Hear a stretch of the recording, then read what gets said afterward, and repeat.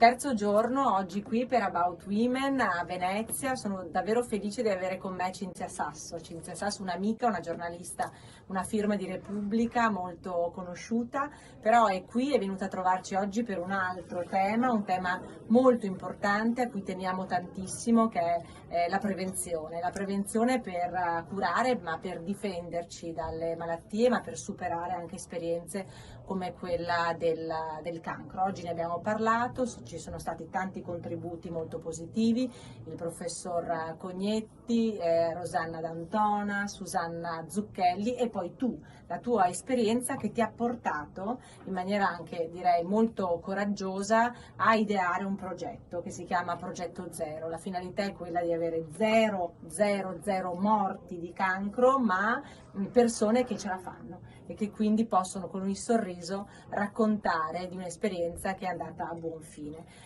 Quindi ringraziandoti davvero tantissimo, ti lascio la parola per descriverci che cos'è il Progetto Zero.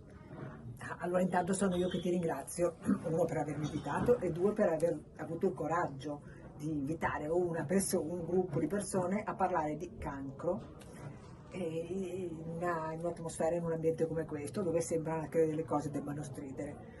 Io invece penso che si possa parlare del cancro, uno che si possa usare la parola. Io appunto faccio la giornalista e quando ho cominciato molti anni fa, questa era una parola che non si scriveva sui giornali, perché era una parola che era sinonimo di morte. Allora, siccome non è più vero che è sinonimo di morte, bisogna imparare a usarla e non bisogna aver paura delle parole, però ci vuole coraggio, quindi grazie. La seconda cosa è che io qui non sono in veste di professionale, in veste di giornalista, ma sono in veste di volontaria di un'associazione che si chiama Europa Donna e che lotta per i diritti delle donne davanti alla malattia che le colpisce nel modo più, la malattia più frequente fra le donne è il cancro al seno. È la malattia più frequente, ma oggi è anche la malattia dalla quale, se il cancro è ancora piccolo, se hai preso in tempo, si può guarire quasi, non al 100%, ma insomma sopra il 95% dei casi.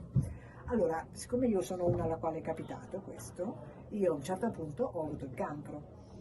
Mi ricordo quando ho avuto la diagnosi, ero con mio marito, che tu conosci, e c'era il medico che era molto imbarazzato, mi ha detto, signora, non sapeva come dirmelo. E io mi ricordo che la prima reazione che ha avuto è stata di dirgli, senta, ma già che ci mette le mani potrebbe anche fare un buon lavoro. Allora io penso che questo approccio alle cose che succedono nella vita, perché il cancro, come tante altre cose brutte, belle, ti succedono, ecco, questo approccio sia quello che ti aiuta a superare le cose. Allora, c'è soprattutto una cosa che ti aiuta a sopravvivere e a fare in modo che il cancro, se ti becca, sia una parentesi della tua vita, una parentesi della quale tu puoi parlare al passato, tu puoi dire ho avuto, chiuso, no? In quel momento della mia vita e per quel periodo. Io penso che, non lo penso io, è così, che l'unica arma sicura, certa, per superarlo è la prevenzione.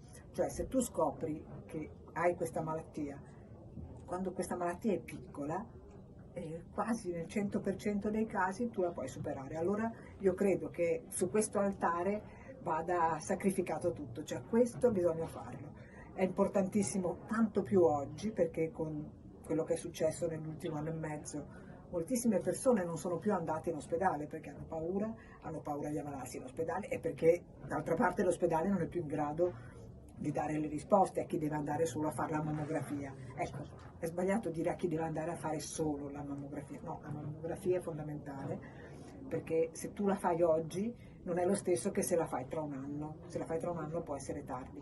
E quindi grazie a te per averci invitato a parlare di questo e quindi porteremo avanti il Progetto Zero in tutte le aziende. Ed è molto efficace il messaggio che Cinzia insieme alle amiche e agli amici di Europa Donna oggi hanno voluto trasmettere, cioè il fatto che la prevenzione, che l'educazione a stili di vita sani devono essere il cuore della lotta europea al cancro, perché l'Europa ha più di un anno fa lanciato questa sfida, che è la sfida appunto europea di battere il cancro attraverso soprattutto la prevenzione e l'educazione a degli stili di vita sani. Ovviamente però la cosa molto positiva di questo progetto, che è il Progetto Zero, è il coinvolgimento della società civile e quindi delle imprese, cioè il coinvolgimento dei luoghi di lavoro nella promozione della prevenzione e degli stili di vita sani. Ed è per questo che oggi qui abbiamo portato il gruppo ERA e Susanna Zucchelli ci ha raccontato che sono stati tra i primi a promuovere all'interno dell'azienda questo tipo di comunicazione e di informazioni che hanno salvato alcune vite, perché la prevenzione e lo screening precoce aiuta a prevenire l'aggravarsi di malattie che poi magari possono diventare non più gestibili e curabili. Quindi davvero grazie Cinzia, con l'impegno ovviamente di continuare a parlare di questo e di far diventare il luogo della Fondazione dello Spettacolo e About Women, ecco, il luogo in cui parlare e approfondire